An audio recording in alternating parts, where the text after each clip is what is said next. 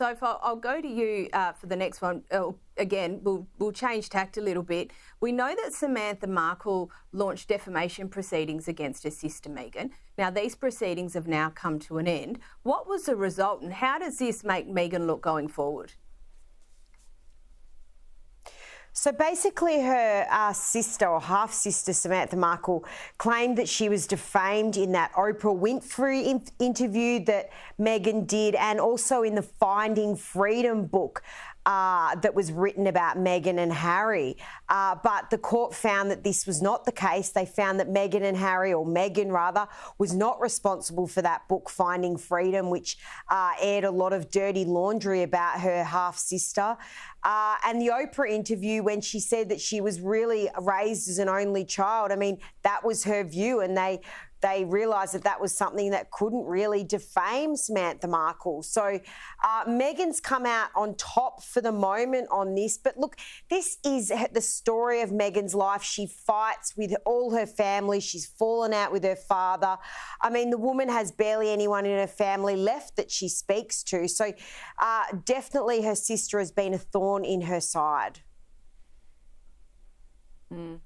And it's terrible when you see families carry on like that. It's bad enough that it's in the media. It's even worse when it hits the courts. Mm. Now, Louise, Meghan, well, back on to Meghan.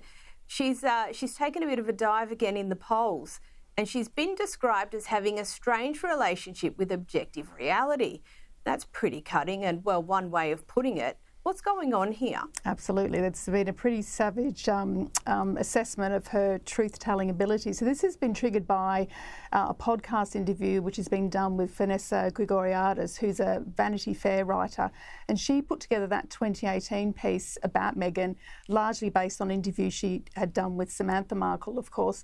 And when she was being interviewed in a recent podcast, she was actually quite savage about Meghan's ability to tell the truth or recollection of the truth per se. And if you'll allow me, I'll read a bit of it, which says, she has this warped reality and then she marshals evidence underneath it to support a thesis that may not be the case. So the problem for this, of course, is Meghan is all about the truth. And the truth for the rest of us is sort of facts and data and pretty much stuff that can be proven by a number of sources.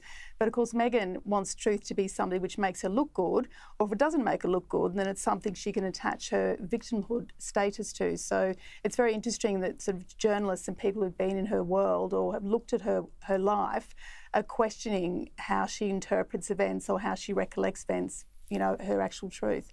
I thought it was fascinating. I mean, savage, but very interesting to read. Mm. And Louise, again, we'll move on to Charles this time. And it's common, obviously, we see portraits of the monarchs in government buildings, including here in Australia. However, the cost of Charles' new portraits has raised some eyebrows. They're a bit pricey, apparently.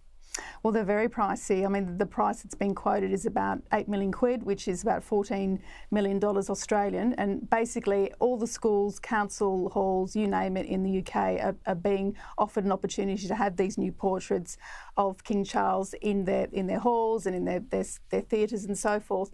But of course, predictably, the pro-Republican movement is sort of saying, well, this is a waste of money, we're in a cost of living crisis, why are we spending 8 million quid on these portraits of Charles? But they can hardly keep the portraits in place of the Queen.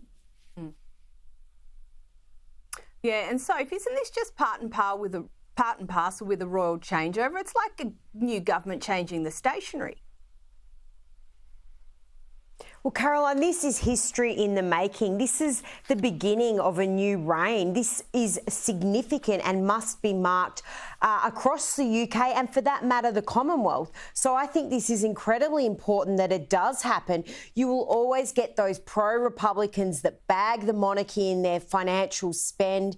But we know how much the monarchy does mean to the UK and how much money, you know, it brings in every year. And I think this is very important that obviously the Queen, who has now died, you know, she's replaced with the portrait of the King, rightly so. It should happen in the UK and all across the Commonwealth. So I think this is something that should be welcomed. But of course, criticism will always come with this. Always. Now, Louise, Meghan Markle, we've got a positive Meghan story. She's apparently received a Gracie Award for her Spotify podcast. What does this mean for her and her profile?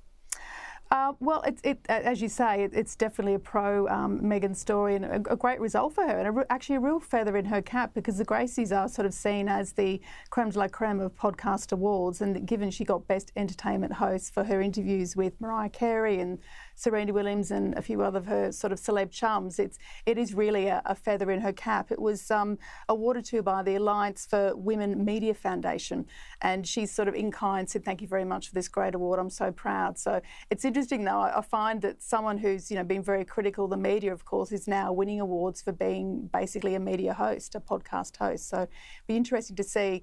I guess Spotify will be pleased that the significant investment they've made in Harry and Meghan is now reaping some return. Yeah, absolutely.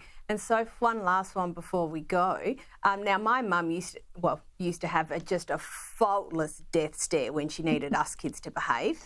And Kate has a code word for her kids. What's her approach?